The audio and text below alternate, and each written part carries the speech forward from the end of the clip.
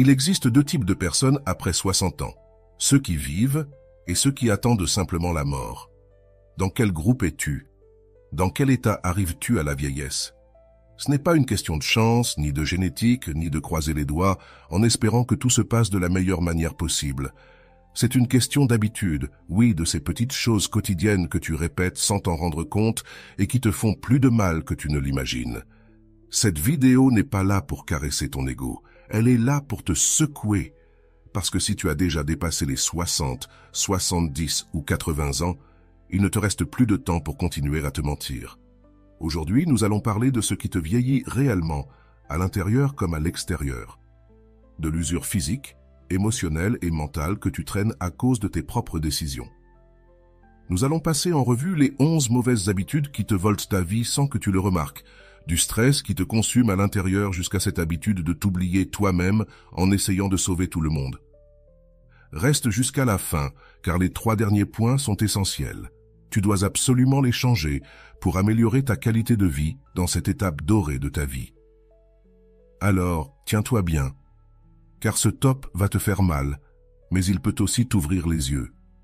Et si tu as un minimum de courage, peut-être que cela t'encouragera à changer. Sans plus d'introduction, passons au point numéro 11 de ce top. Et c'est celui-ci, toujours vouloir aider tout le monde.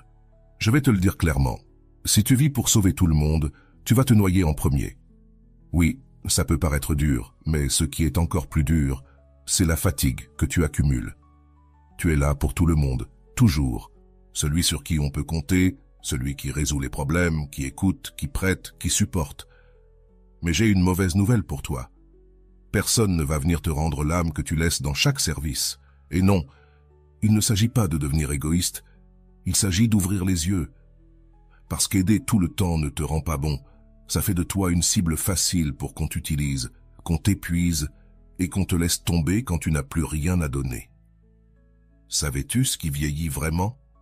L'âme fatiguée, le cœur frustré, le corps épuisé de porter le poids du monde pendant que personne ne te soutient. On t'a appris que donner est bien, que se taire est noble, que le sacrifice est de l'amour. Mensonge. Le sacrifice sans équilibre, c'est l'abandon de soi-même. Et tu t'abandonnes chaque fois que tu dis oui, alors que tu veux dire stop. Tu te trahis chaque fois que tu te mets en second plan pour que quelqu'un d'autre brille avec une paix que toi, tu as déjà perdue. Tu veux un exemple? Ton fils a 40 ans. Il vit chez toi sans rien payer et se plaint quand tu lui demandes quelque chose. Et toi, tu le soutiens comme s'il avait encore 15 ans. Ton frère t'appelle seulement quand il a besoin d'argent ou que tu dois résoudre ses problèmes. Ton mari ne t'écoute plus depuis des années, mais tu continues de lui servir son repas comme si de rien n'était. Et toi, pendant ce temps, tu es épuisé, frustré, fatigué, mais tu souris pour ne pas créer de problème. Et tu sais quoi? Le pire, c'est que beaucoup de ceux que tu aides ne te remercient même pas, parce que dès que tu donnes, ils s'habituent. Et quand tu arrêtes de donner, tu te rends compte que ce que tu croyais être de l'affection n'était en réalité que de l'opportunisme. Et je te le dis clairement, sans détour, arrête de te plaindre de ce que tu permets, et cesse de jouer celui qui ne comprend pas.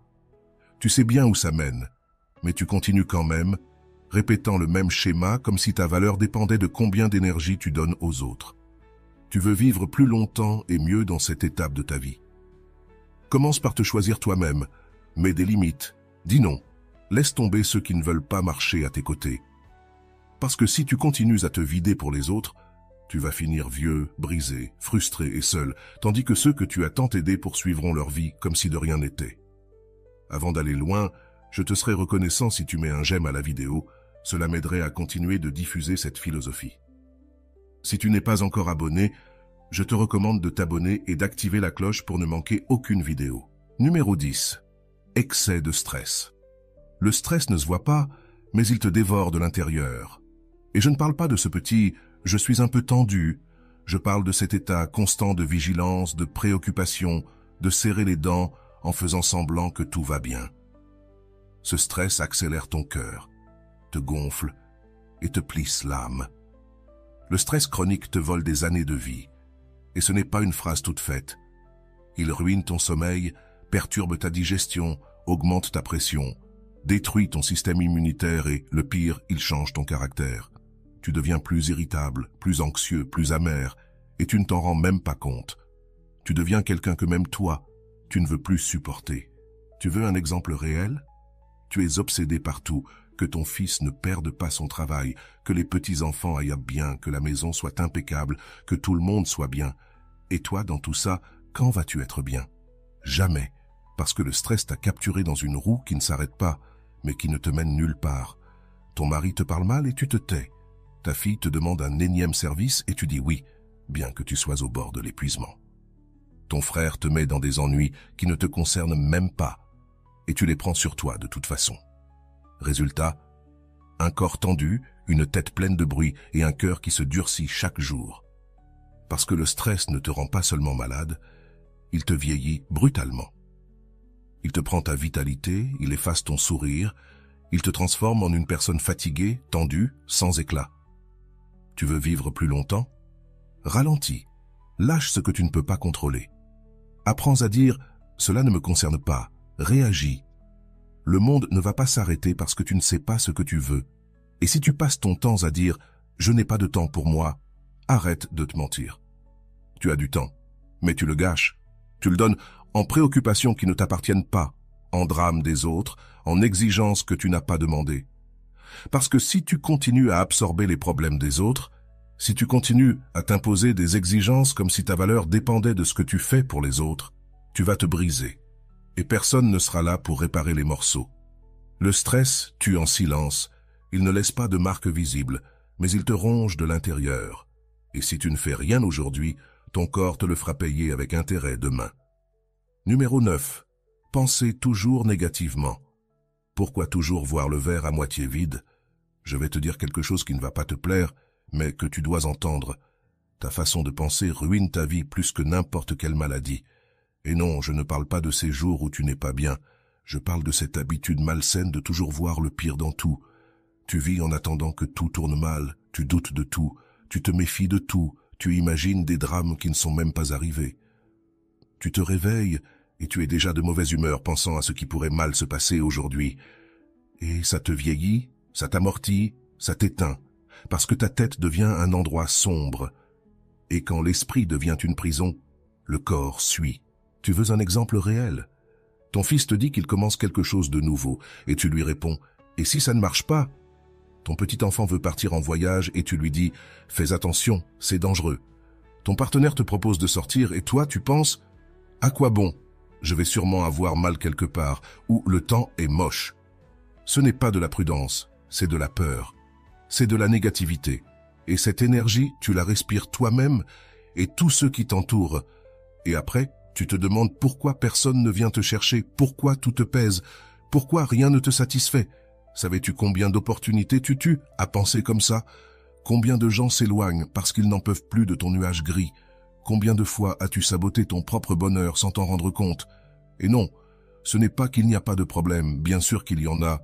Mais si tu te concentres toujours sur ce qui va mal, tu vivras dans un trou même s'il fait beau dehors. Tu veux vivre plus longtemps? Tu veux te sentir mieux? Commence par ta tête, change la manière dont tu parles, dont tu penses, dont tu réagis. Oui, c'est difficile. Mais tu sais ce qui est encore plus difficile? Vivre des années à traîner avec une attitude qui empoisonne chaque moment qui pourrait te faire du bien. Et voici une vérité qui va te faire mal. Arrête de te dire « mais ». Ces « mais » sont ce qui te maintient dans la stagnation. Et oui, je te dis aussi cela. Tu n'es pas spécial simplement parce que tu souffres. Arrête de te lamenter et surmonte-le. Parce que si tu n'oses pas voir la vie avec d'autres yeux, tu vas continuer à répéter le même gris tous les jours, même si dehors il y a de la couleur. La négativité est un poison lent, tu le bois tous les jours sans t'en rendre compte, et tu es en train de te détruire. Alors arrête de toujours voir le verre à moitié vide. Parce que si tu n'es pas capable de voir ce que tu as, même si ta vie change, tu vas rester amer de toute façon. Numéro 8. Ne pas bouger. Avoir une vie sédentaire. Tu veux vieillir vite, te sentir lourd, perdre ta force, tomber malade et dépendre des autres? Alors continue de rester assis toute la journée, immobile, éteint, en laissant ton corps s'oxyder comme une machine abandonnée. Parce que c'est la vérité. Quand tu arrêtes de bouger, tu commences à mourir. D'abord, se meurent les envies, puis l'énergie. Ensuite, l'indépendance. Et un jour, tu te réveilles et tu ne peux même plus lasser tes chaussures sans que ça te fasse mal. Peu importe si tu as 60, 70 ou 80 ans, ce qui te détruit, ce n'est pas l'âge, c'est le manque de mouvement. Et non, tu n'as pas besoin de courir un marathon, tu as juste besoin de te lever, de marcher, de t'étirer, d'utiliser ton corps comme ce qu'il est, un outil de vie, pas une statue décorative. Tu veux un exemple? Ton mari est toute la journée devant la télévision et toi tu pries sur le canapé en prétextant « je suis déjà vieux ». On te propose de sortir et tu réponds « oh non, mon genou me fait mal ». Bien sûr que ça te fait mal si tu ne l'utilises jamais. Ton fils te dit de faire un peu d'exercice et tu réponds « pourquoi faire? Je n'ai plus l'âge pour ça ». Tu sais pourquoi? Pour ne pas dépendre de lui dans un futur proche, pour ne pas vivre assis, à attendre que quelqu'un te donne un verre d'eau. Le sédentarisme te vole tes muscles, te prive de ton équilibre, te rend fragile. Et quand le corps devient fragile, tu tombes. Et quand tu tombes, tu commences le compte à rebours. Tu veux garder ton esprit vif? Bouge. Tu veux mieux dormir? Bouge. Tu veux vivre plus longtemps avec qualité? Bouge. Parce que si tu n'utilises pas ton corps, il se dégrade. Et quand tu t'en rends compte, il est déjà trop tard. Tu ne peux plus monter les escaliers, tu ne peux même plus marcher un demi-quart de kilomètre, tu ne peux plus te lever tout seul des toilettes. Ce n'est pas la vieillesse, c'est l'abandon. Alors arrête de trouver des excuses. Arrête de dire que tu n'as pas le temps, que tu n'as pas la force, que tu as peur. Arrête de toujours attendre le moment parfait. Le moment, c'est maintenant. Et oui, même ça, bouge. Si tu ne bouges pas, personne ne le fera pour toi. Parce que si aujourd'hui, tu peux encore bouger, même un peu, tu as l'obligation de le faire. Parce que si tu ne le fais pas, personne ne le fera pour toi. Et quand tu t'en rendras compte, il sera trop tard. Ensuite, il y a la déconnexion complète de la vie sociale. Ce point te tue lentement et silencieusement, car ça ne se voit pas tout de suite. Mais un jour, tu ouvres les yeux et tu te rends compte que tu es seul, isolé, éteint, comme une plante qu'on ne garde pas arrosée. Se déconnecter de la vie sociale, ce n'est pas juste rester tranquille à la maison.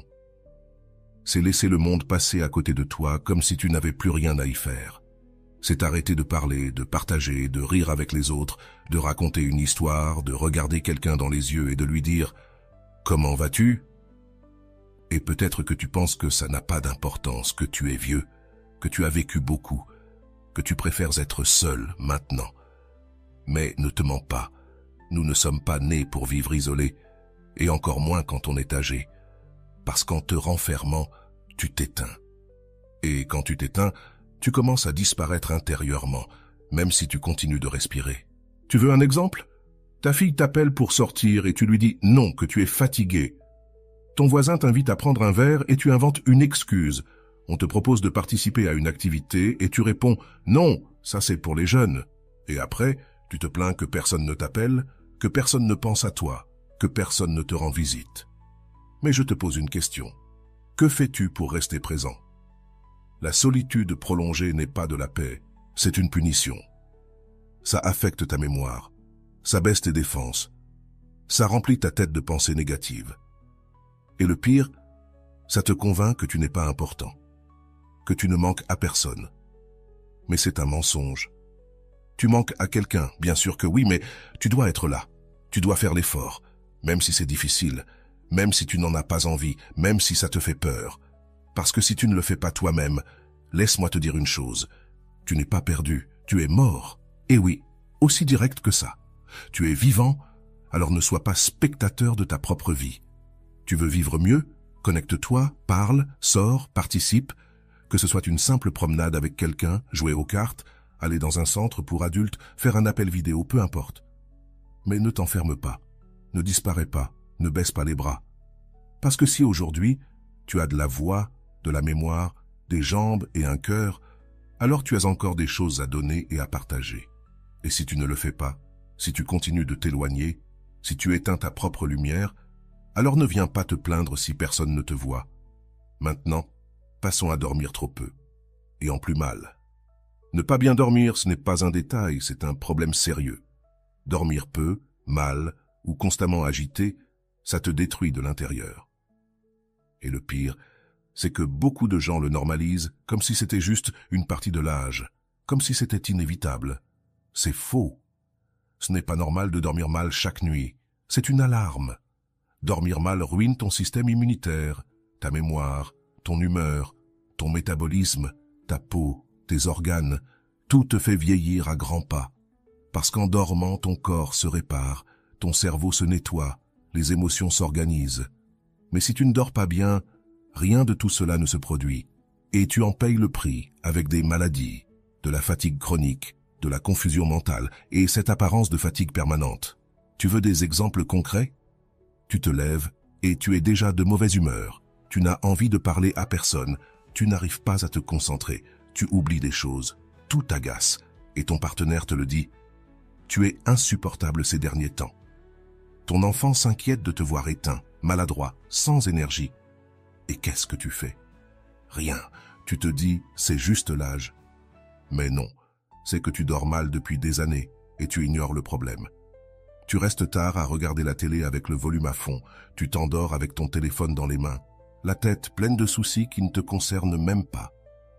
Tu te réveilles 3 ou 4 fois pendant la nuit et tu ne fais rien pour résoudre ça. Arrête avec tes peurs. La peur ne paie pas tes factures et elle ne te rendra pas l'énergie que tu perds en continuant à repousser des solutions. Et quand ton corps ne se repose pas, il te le fait payer. Ta pression artérielle se déséquilibre, tes défenses baissent, tes émotions s'emballent, et oui, petit à petit, tu t'éteins sans t'en rendre compte. Dormir correctement n'est pas un luxe, c'est une nécessité fondamentale. Et si tu veux vivre plus longtemps et mieux, tu dois commencer à en prendre soin sérieusement. Consulte un médecin, change tes habitudes, réduis le stress, établis une routine. Arrête de tergiverser, fais-le ou arrête de parler. Parce que si tu ne te reposes pas, tu ne fonctionnes pas. Et si tu ne fonctionnes pas, tu deviens un fardeau pour toi-même et pour tous ceux qui t'entourent. Finalement, ne pas aller chez le médecin, c'est une vraie bombe à retardement. Ne pas y aller, laisser passer, faire comme si de rien n'était. Cacher les symptômes avec une vieille pilule ou en disant « ça va passer tout seul ». C'est un mensonge, ça ne passera pas. Et si ça passe aujourd'hui, demain ça reviendra pire. Tu sais pourquoi? Parce que ton corps te donne toujours des signes. Et si tu ne l'écoutes pas, il te criera son mal avec de la douleur, de la maladie, ou pire. Ne pas aller chez le médecin, c'est comme si tu laissais un incendie commencer chez toi et que tu disais « Ah, ça va s'éteindre tout seul ». Tu veux des exemples réels? Tu tousses depuis des semaines et tu ne vas pas voir un médecin. Tu as mal à la poitrine, mais tu préfères penser que c'est à cause de l'air. Tu te sens tout le temps fatigué, tu oublies des choses, tu n'as pas d'énergie, mais tu te dis « c'est juste l'âge ». Non, ce n'est pas l'âge, c'est que tu te négliges et chaque année qui passe sans contrôle, c'est comme une roulette russe. Ton fils te pousse à passer un check-up et tu lui dis que tu ne veux pas déranger. Ton mari te propose de t'accompagner chez le médecin et tu préfères ne pas y aller, juste pour ne pas savoir. Ta sœur te raconte qu'elle est allée chez le médecin et qu'ils ont détecté quelque chose à temps, mais toi, tu ne t'en préoccupes même pas. Qu'attends-tu? Une urgence? Un diagnostic irréversible? Une hospitalisation pour réagir? Aujourd'hui, avec un simple bilan sanguin, une échographie ou un contrôle de routine, on peut détecter à temps ce qui te tue sans crier gare. Mais toi, tu préfères ignorer, comme si l'ignorance te rendait immortel. Arrête de te mentir, tu n'es pas perdu, tu es juste effrayé. Pendant ce temps, tu te détériores intérieurement. Et quand ton corps dira « c'est assez », là tu te précipiteras chez le médecin. Mais ce sera trop tard. Tu veux vivre plus longtemps? Tu veux avoir une véritable qualité de vie? Alors aller chez le médecin, ce n'est pas une option. Ne t'effraie pas, mais fais-le pour te protéger. Parce que si tu ne le fais pas, personne ne le fera à ta place. Et si tu ne le fais pas pour toi, fais-le pour ceux qui t'aiment, car après, quand tout explose, ce sont eux qui devront courir pour te soutenir et te consoler. Alors oui, déclare-le à haute voix si nécessaire. Arrête de te dire que si tu ne te bats pas pour toi-même, qui le fera? Numéro 4. Avoir une posture corporelle négligée et ne pas prendre soin de son esthétique. Je vais te le dire franchement, l'image que tu donnes à l'extérieur reflète ce que tu portes à l'intérieur. Oui, je sais ce que tu penses. À cet âge, qu'est-ce que ça change? Je ne suis plus là pour être beau. La posture, c'est le moindre des soucis, on dirait. J'ai déjà vécu. Non, cette mentalité est toxique, car quand tu te laisses aller, tu envoies au monde et à toi-même le message que tu n'en vaux plus la peine, que tu n'as plus d'intérêt, que tu as abandonné. Tu veux des exemples concrets? Tu te lèves et tu ne te regardes même pas dans le miroir. Tu t'habilles avec ce que tu as trouvé sur la chaise. Tu traînes dans la maison, les épaules affaissées, le dos courbé, le regard perdu. Tu croises quelqu'un dans la rue et tu baisses les yeux comme si tu voulais disparaître. Puis, tu te demandes pourquoi tu te sens invisible. Tu sais pourquoi. Parce que tu es en train de t'éteindre sans t'en rendre compte. La posture parle. Un corps courbé, lent, avec la tête basse et les bras croisés, cela transmet la défaite. Peu importe ton âge, si tu marches comme si tu n'avais pas le droit d'occuper de l'espace, le monde te traitera aussi ainsi. L'esthétique, ce n'est pas forcément se maquiller comme à 20 ans ou s'habiller à la mode. Non, je te dis de prendre soin de toi, de te coiffer, de choisir des vêtements que tu aimes, de mettre du parfum, de te regarder dans le miroir et de te dire « Regarde, je suis encore là, j'ai encore une présence. » Parce que si tu ne prends pas soin de toi, si tu ne t'accordes pas de valeur, si tu ne te respectes pas devant le miroir, ne t'étonne pas si personne d'autre ne le fait. Tu as un partenaire et ça ne te donne pas le droit de te laisser aller.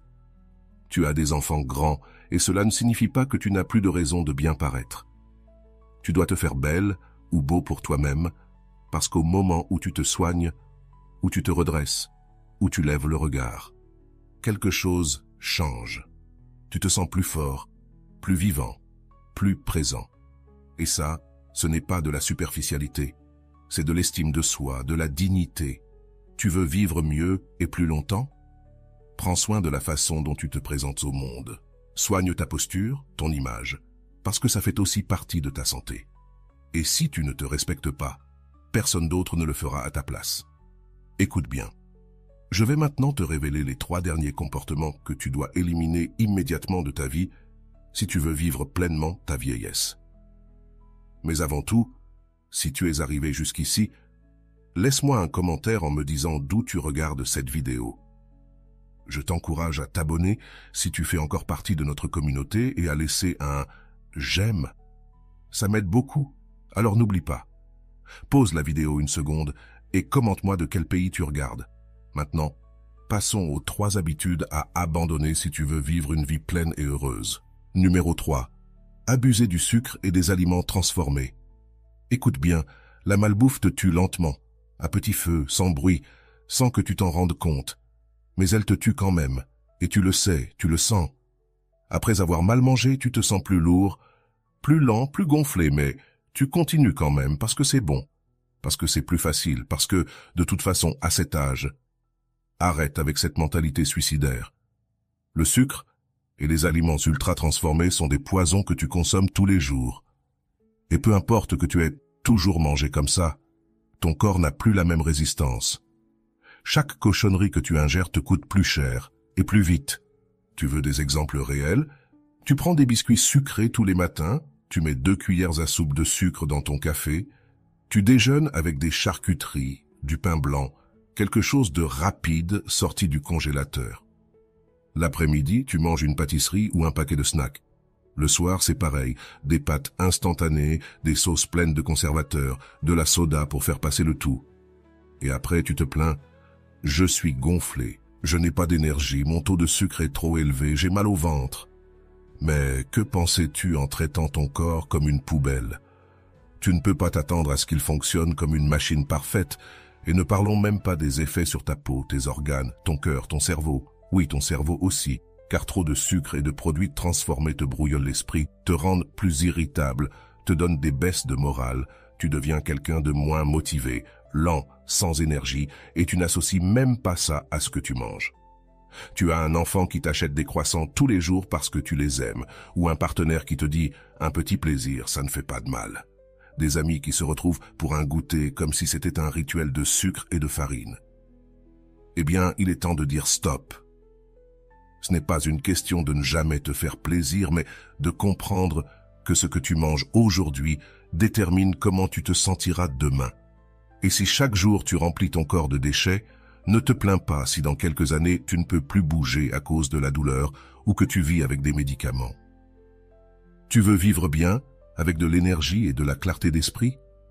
Nettoie ton alimentation. N'attends pas de faire un infarctus ou d'être diagnostiqué diabétique de type 2, car la prochaine fois que tu diras « c'est juste un peu », souviens-toi. Ce petit peu répété tous les jours, c'est ce qui peut te tuer. Numéro 2. Boire et fumer excessivement. Je vais te le dire clairement, si tu continues à boire et fumer comme si de rien n'était, tu ne profites pas de la vie, tu la réduis. Et non, ne me sors pas l'excuse. Il faut bien mourir de quelque chose, car cette excuse ne cache que l'odeur de l'addiction déguisée en habitude. Fumer et boire tous les jours, ce n'est pas un plaisir, c'est un comportement destructeur. Et à ton âge, tu n'as plus la même marge d'erreur. Ce que ton corps supportait autrefois, maintenant, il le paie par des maladies, du manque de souffle, de la fatigue constante, des organes qui crient à l'aide, et tu n'écoutes même pas. Tu veux des exemples? Tu fumes un paquet par jour depuis 30 ans et tu continues à te dire « je vais bien ».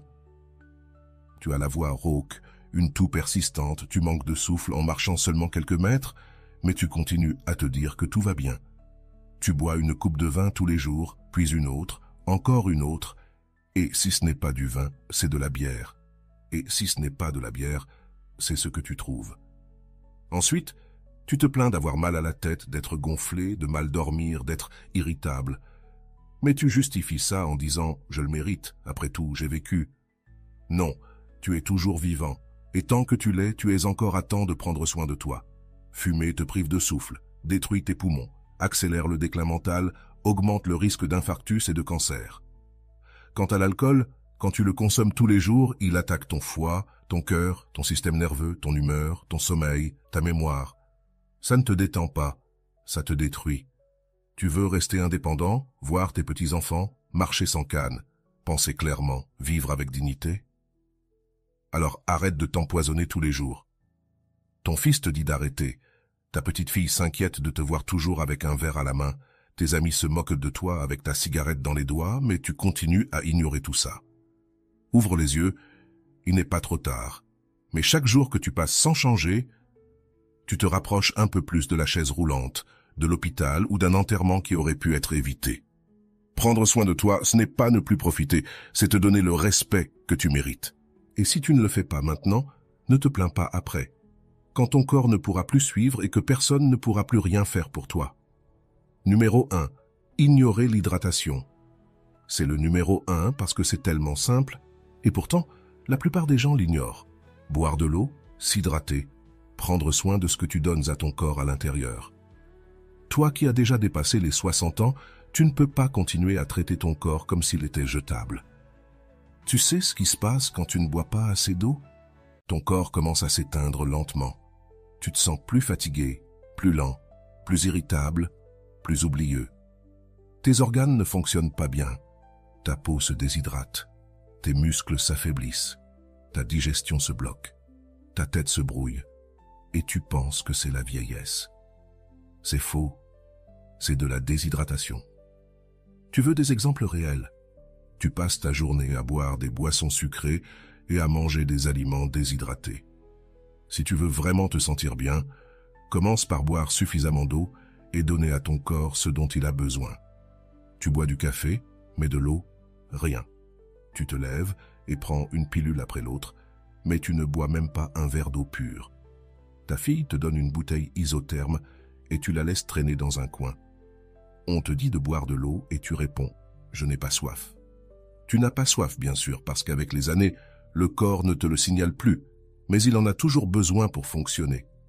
Ne pas avoir soif, c'est une excuse. C'est un signe que tu es déjà déshydraté sans t'en rendre compte. Et pendant que tu penses qu'il n'y a pas de problème, ton corps se déshydrate de l'intérieur, comme une plante abandonnée. Tes reins souffrent, ton cœur se fatigue, ta peau se dégrade, ton cerveau s'embûche. Tu veux vivre plus longtemps? Tu veux te sentir plus léger, plus clair, avec plus d'énergie? Bois de l'eau tous les jours, sérieusement. Ce n'est pas une mode, ce n'est pas une recommandation d'un magazine, c'est une nécessité vitale. À cet âge, l'ignorer, c'est un suicide lent. Et ne viens pas me dire que ça te fatigue d'aller aux toilettes. Que préfères-tu, aller souvent aux toilettes ou finir avec un problème rénal parce que tu ne t'hydrates pas comme il faut? L'eau, c'est la vie. Et si tu ne donnes pas d'eau à ton corps, tu choisis de mourir plus vite. C'est aussi simple que ça, aussi dur que ça, aussi réel que ça. Maintenant que tu sais quelles sont les habitudes qui te font vieillir, j'aimerais entendre ta voix. Lequel de ces points te semble familier? Comment vis-tu ta vie aujourd'hui? Laisse-moi un commentaire ci-dessous. J'aimerais beaucoup connaître ton expérience et savoir ce que tu en penses. Et si cette vidéo t'a plu, tu dois absolument voir celle-ci que je te laisse ici pour continuer à te nourrir de sagesse à cette belle étape de la vie.